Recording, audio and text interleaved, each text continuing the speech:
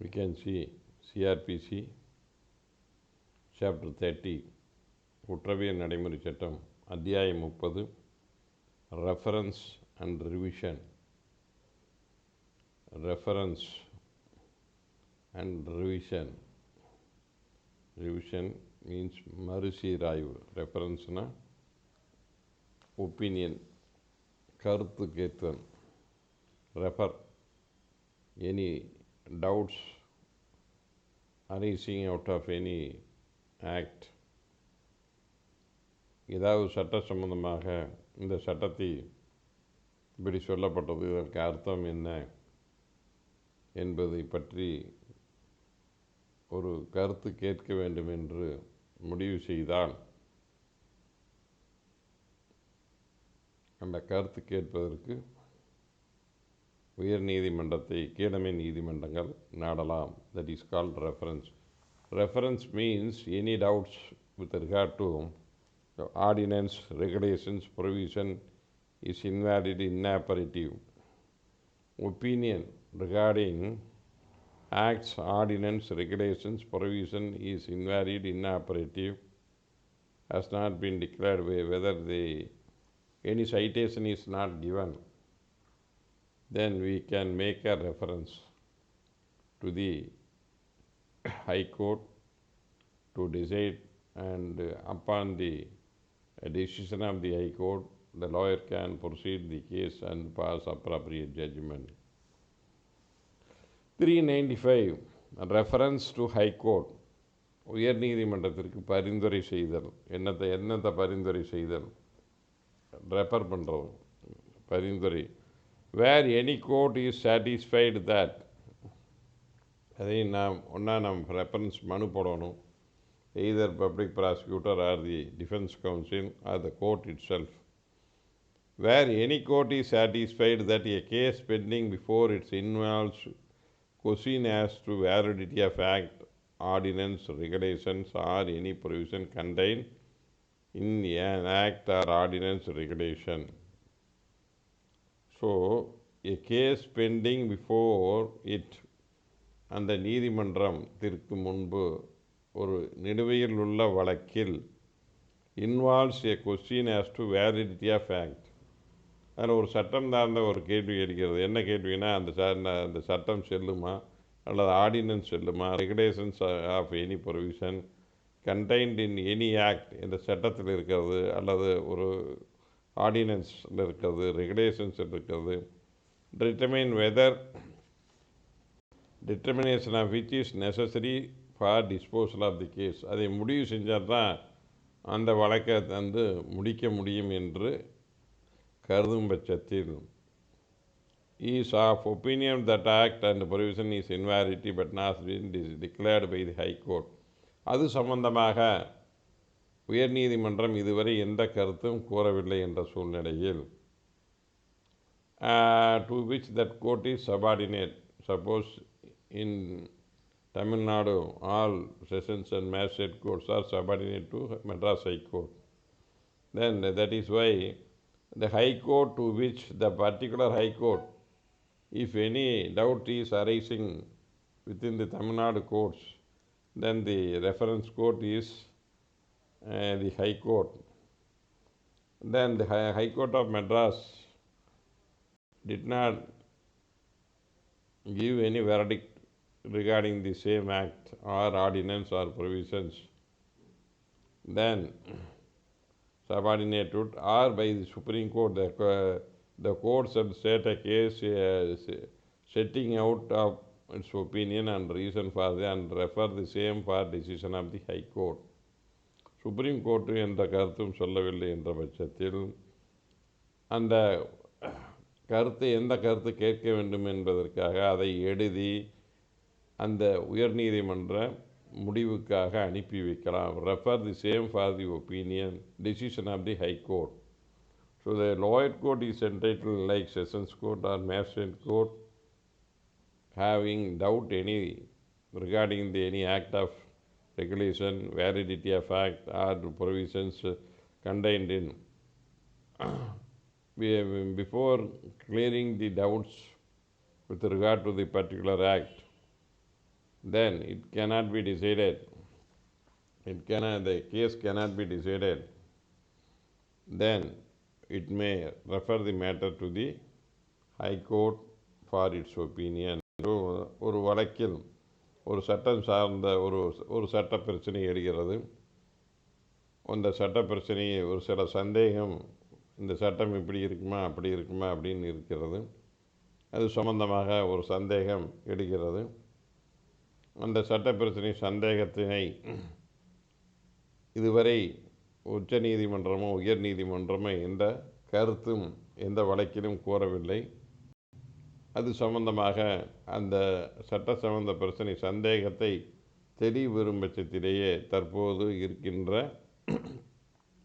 வழக்கினை கீழமை நீதிமன்றம் தீர்வு செய்ய முடியும் என்ற நிலையில் அந்த சட்டம் சார்ந்த பகுதியினை உயர் நீதிமன்றத்திற்கு எழுதி தன்னுடைய இது சம்பந்தமாக தங்களுடைய கருத்து வேண்டும் என்று கீழமை நீதிமன்றம் எழுதினால் அதை எழுதி உயர் நீதிமன்றத்திற்கு அனுப்பி உயர் நீதிமன்றத்தின் முடிவை கேட்கலாம். That is called reference. So reference means the lower courts like Sessions Court or Magistrate Courts are having any doubts with regard to validity of any act and validity of ordinance and regulations.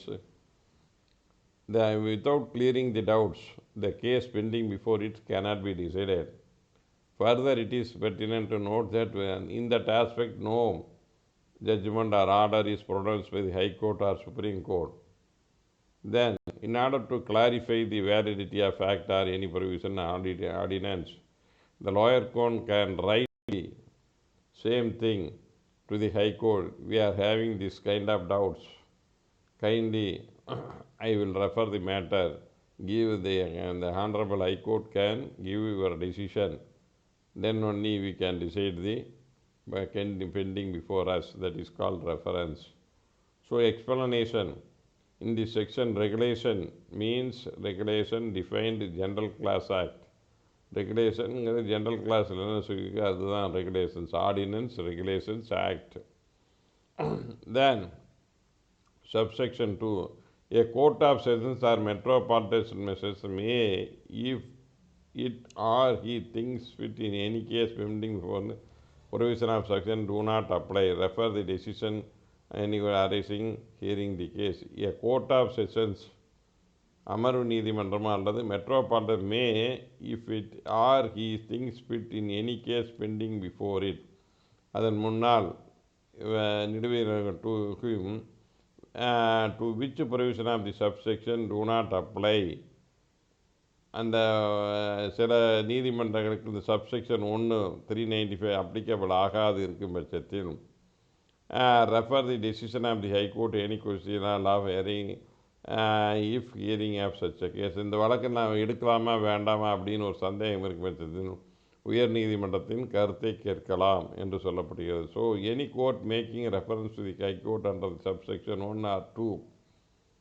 So ஒரு reference whenever a reference is made either under 395 subsection 1 or 395 subsection 2, then upon which the opinion of the High Court is obtained, thereupon after the getting the decision of the High Court, either commit to the jail or release him on bail whenever. So since the pending of the decision of the High Court, whenever reference is made and if the accused is in custody, he will be released on bail. The proceedings can be stopped until the decision of the High Court is obtained. ஒரு வழக்கில் உயர்நீதிமன்றத்திற்கு பரிந்துரை செய்து உயர்நீதிமன்ற கருத்தினை பெறுவதற்காக, அந்த சட்டம் சார்ந்த பிரச்சனை பெறுவதற்காக அனுப்பப்பட்ட பின்பு அந்த வழக்கு விசாரணை அத்துடன் நிறுத்தி வைத்து விடலாம்.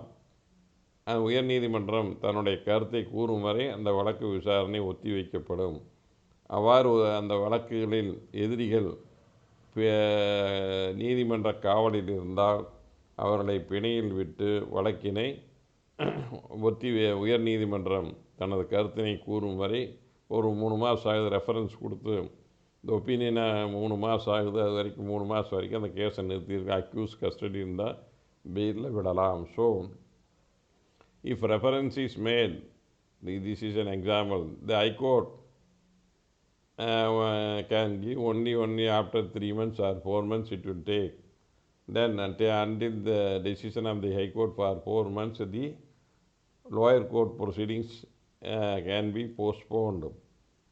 So decision of the High Court is coming, thereafter only the case can be proceeded. உயர்நீதிமன்ற முடிவு வந்த பிற்பாடு தான் மேற்கொண்டு வழக்கினை விசாரிக்க வேண்டும். Then 396 disposal of according to the decision. அந்த மாதிரி உயர்நீதிமன்றத்திற்கு பரிந்துரை செய்யப்பட்ட வழக்கில் உயர்நீதிமன்றம் அந்த சட்டம் சம்பந்த பிரச்சனையை தன் கருத்தை கூறிய பின்பு அந்த கருத்தினை பெற்று அந்த வழக்கினை கீழமை நீதிமன்றம் வழக்கினை முடித்து வைக்கலாம். That is the 396. ஸோ 396ல் after getting the decision of the High Court, whenever a reference is made with regard to validity of any act or ordinance and regulations, then after getting the decision the case can be disposed of. That is the 396 section. Where a question has been referred, ஒரு சட்டம் சார்ந்த கேள்வியை உயர்நீதிமன்றத்திற்கு பரிந்துரை செய்யப்படுகிறது. The High Court shall pass such an order thereon. உயர்நீதிமன்றம் தன்னுடைய கருத்தினை அது சம்பந்தமாக உத்தரவினை பிறப்பிக்கலாம். If it thinks fit and shall cause a copy of such order to be sent to the court which reference was made. எந்த நீதிமன்றம் அந்த கருத்து கேட்டதோ அந்த நீதிமன்றத்திற்கு அந்த உத்தரவு நகலை அனுப்பி வைக்கலாம். which will dispose the conformable to the set order. அந்த உயர்நீதிமன்ற உத்தரவின் அடிப்படையில் கீழமை நீதிமன்றம் வழக்கினை முடித்து வைக்கலாம். High Court may direct by whom cost of the reference shall be paid. உயர் நீதிமன்றம் அதற்காகும் செலவினை யார் செலுத்துவது என்று அந்த செலவு தொகையை செலுத்துவது என்று முடிவு செய்யலாம். So the High Court is entitled to impose cost when a reference is the cost of the reference by whom it should be paid. That is the 396 subsection. So with this, the reference is only with regard to the reference matter. So this is a power to obtain the decision of the High Court with regard to any doubt arising in act or regulation or ordinance. So ஒரு வழக்கு தன் முன் நிலுவையில் உள்ள வக்கீல் உள்ள சட்ட சார்ந்த பிரச்சனை எழும்பும் பட்சத்தில், சட்டம் சார்ந்த சந்தேகம் எழும் பட்சத்தில் அந்த சந்தேகத்தை தீர்க்க வேண்டும் என்று அதை தீர்த்தால்தான் அந்த வழக்கினை மேற்கொண்டு முடிக்க முடியும் என்ற சூழ்நிலையில் அது சம்பந்தமாக அந்த சந்தேகம் அந்த சட்டம் சார்ந்த கேள்வி சம்பந்தமாக இதுவரை எந்த விதமான உயர்நீதிமன்றம் அல்லது உச்ச நீதிமன்றம் எந்த உத்தரவும் கருத்தும் தெரிவிக்காத நிலையில் அது சம்பந்தமாக கருத்து பெற வேண்டும் என்று முடிவு செய்தால் அதை உயர்நீதிமன்றத்திற்கு அனுப்பி அதன் பின்னிட்டு வழக்கினை முடித்து வைக்கலாம். That is the basic things. So that is the reference. With this, the reference under chapter 30 is over. You are not subscribing my channel, kindly click the word subscribe. If you like this, put a like. If you want to share this, you can share. Thank you for watching.